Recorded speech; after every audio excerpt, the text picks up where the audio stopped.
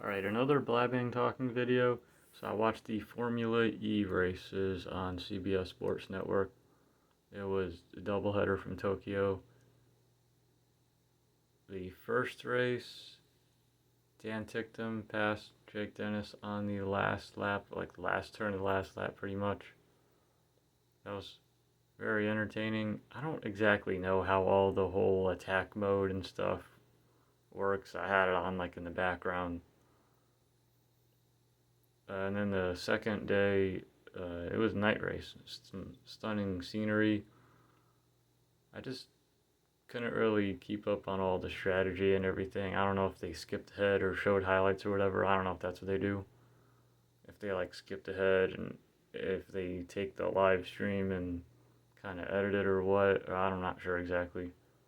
A little bit hard to follow sometimes, but I saw at the end Nick DeVries felt like he kind of got a raw deal in the whole Formula One thing, so it's cool to see him win the second race there. He came from pretty far back. I guess he worked the attack mode perfectly, and there might have been rain or something. I'm not sure. Probably not the best to talk about this if I don't even know what I'm talking about. Anyway, then I saw on CBS Sports the Ferrari Challenge race from Sonoma. Now here's the thing that's really cool about the sports car racing: the gentleman drivers. These guys in their midlife crisis, these company owners. You saw them at Road America, everybody in the LMP2 field. Oh, he wrecks on restarts. I don't know. It's just sometimes it's good to boost the car count, and their teammate like a Dane Cameron or a Sebastian Bourdais can drive a LMP2 with no BOP and just drive real race cars because some midlife crisis business owner dreamer thinks he wants to be a race car driver, so they split a car together. So that's kind of neat on that hand, but it's kind of entertaining to watch as well. This Ferrari Challenge race, I see this one guy, his whole crew runs out like on pit road as he's coming across that little dog leg on the front stretch to take the checker flag to win his class.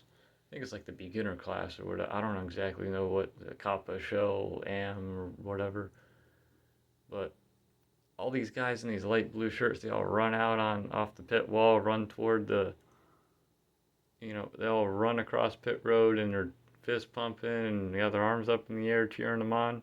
He comes out of that little bend after the hairpin, hits the wall on the outside right before the checker flag. It's like that and just folds in the folds in the mirror. Like he still won, but that's how you know it's not lifelong professional drivers. You guys are having the time of their lives. Hey, if I had gray hair and a lot of money, I'd do that same thing too.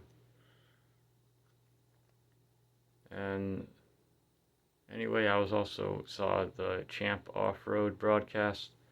I've been watching those air on FS1 on tape delay a couple weeks later, and they have Haley Shanley do a little, like narration recap, a little lead up or whatever, but they go to the live booth announcing that was taken right from the live stream of the race, but the way that they edit it is just so awkward.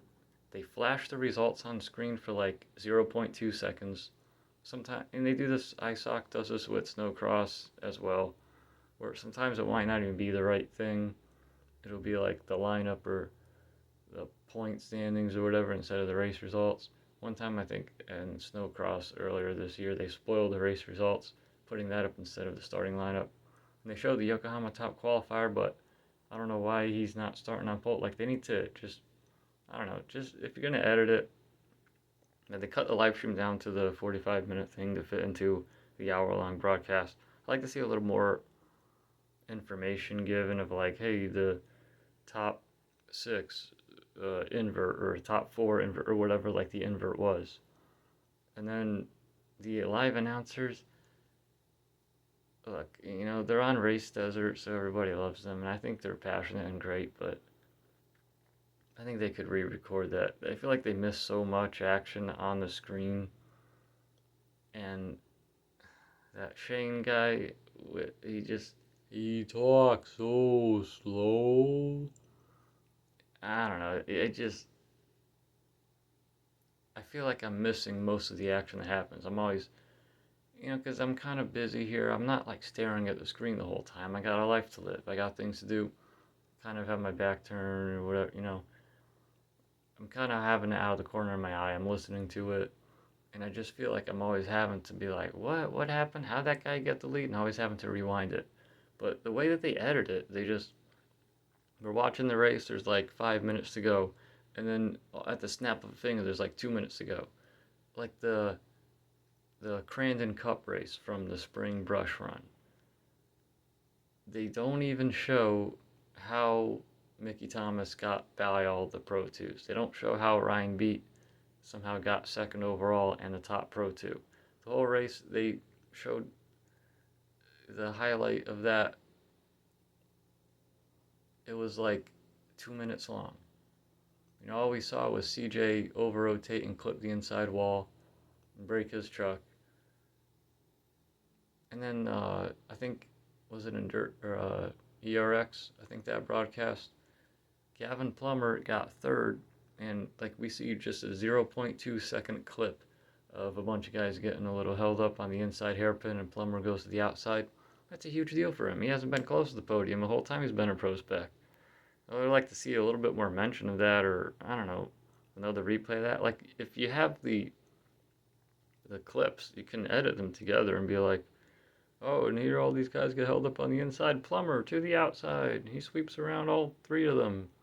He's now in third spot. And like, I don't know. I think that's one great thing I remember about Monster Jam growing up. On Speed Channel, you could hear like Scott Douglas and Mark Schrader. They're in the booth afterward re-recording it, so they kind of know what's going to happen. So they set you up for it. They don't miss any part of the action, but they act like they're seeing it for the first time. They're not spoiling it for you, and they still have the enthusiasm. But in the background, you could hear Scott Douglas as the PA announcer, at the show. Sometimes that was kind of funny, but still, they put together good broadcasts, and that's all racing is to the fan on TV. When you're in track at person, it's cool to see the cars up close if they let you in without $1 million pit pass. If they do the drag racing thing, or when I went to the GRC race, we just walk right through the pits and could see all the cars up close. To hear the cars, to hear the sounds, it just takes your breath away. When you're there in person, it just shakes you when you're in the grandstand. That's the cool thing about motorsports, and you can't get that from sitting at TV, watching it at home, sitting on the TV. So maybe not get so like technical, detail. Like, give me the show. Present everything well, as if I'm not a diehard. Act like you have fans. But I think everybody's hurting for money a little bit. All these series are folding. I'm glad there's racing in the first place. And it's probably just something that they can't afford. If racing's doing good, we're going to have better coverage. But yeah, this is what Kosovar was saying on the old Talladega broadcast. It's all in the presentation.